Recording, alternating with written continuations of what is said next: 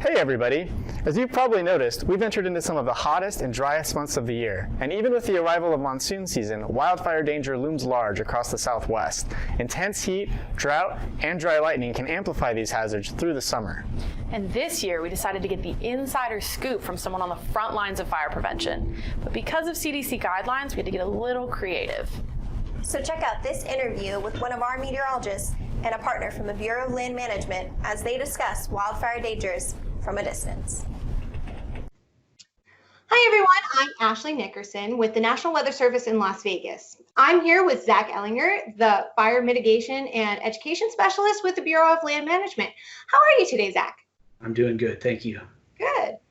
So you work closely with wildfires and wildfire prevention, but many of us here in the region feel like we live in the desert, not what you typically think of when you think of wildfires.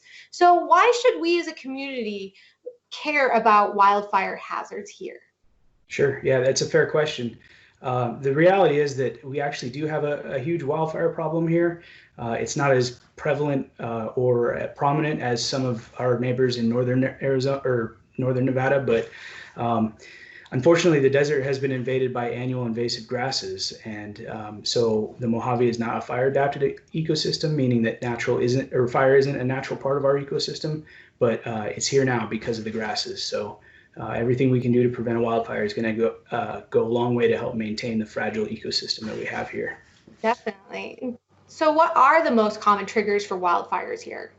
Yeah, so statistically speaking, vehicles are their number one fire starters here. So whether it's a mechanical failure from somebody driving down the highway with poor maintenance on their vehicle, or it's just a catastrophic failure that is unavoidable, like a flat tire and then not getting over to the side of the road soon enough and dragging that metal on the asphalt, or exhaust system failure. So keeping your vehicle in good running order will really go a long way. Also, not parking in dry grass can really help us out. And then the next statistical cause is target shooting, believe it or not. So it's a popular outdoor sport here in Southern Nevada. I enjoy it myself, but we just ask people to do it responsibly. So not shooting into rocks, metal, or dry grass can really go a long way to prevent a wildfire. And then lastly, unfortunately, trash burning is a real problem here. People taking their things out into the desert and then eventually they either light them on fire or somebody else does. So it can be a real issue, and we're really hoping to raise public awareness so that everybody helps protect Southern Nevada. Here locally, especially when we go up to the Spring Mountains, sometimes you'll see in those forested areas those fire danger rating signs. So what goes into assigning the current danger on those signs? Yeah, that's a great question. So we call those the NFDRS, or National Fire Danger Rating System, and it's based on three factors: weather data, fire data, and weather station data. And as you well know, we rely very heavily on weather data in our day-to-day jobs. It's the number one influencing factor on fire behavior next to topography. So weather is very important for firefighters to understand and for the public to understand. And it's a 5-scale system, starting at low, going to moderate, high, and then extreme. I think I missed one, but anyway, it starts at green and goes to red, and it's really just an easy way for the public to grasp just what the fire danger for the day is. Exactly. And speaking of people at home and mitigating all this, what are some tips that you can give people at home that they can do to help limit the fire danger themselves?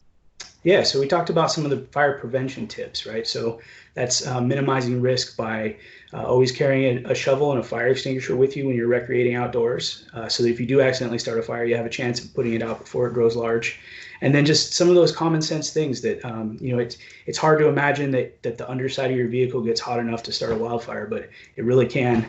And then as far as people around their homes, here in Vegas, we're very lucky that a lot of the homes have what we consider fire-wise type of construction. The stucco exteriors are very good at preventing a wildfire from crossing into your home. But if you live in what we call the wildland-urban interface, where you live up to nature, basically, right next to open outdoor areas, it's real important to clear the first 30 feet around your home of all flammable vegetation. That way, if a wildfire does start to encroach on your property, you have a better chance of surviving.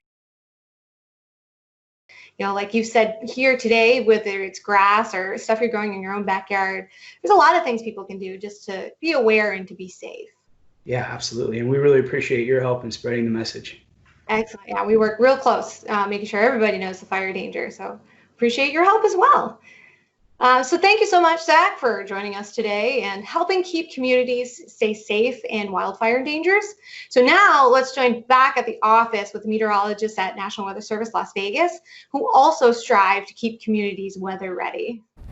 Thanks, Ashley and Zach. Those are great tips for our viewers at home. We hope you enjoyed our video.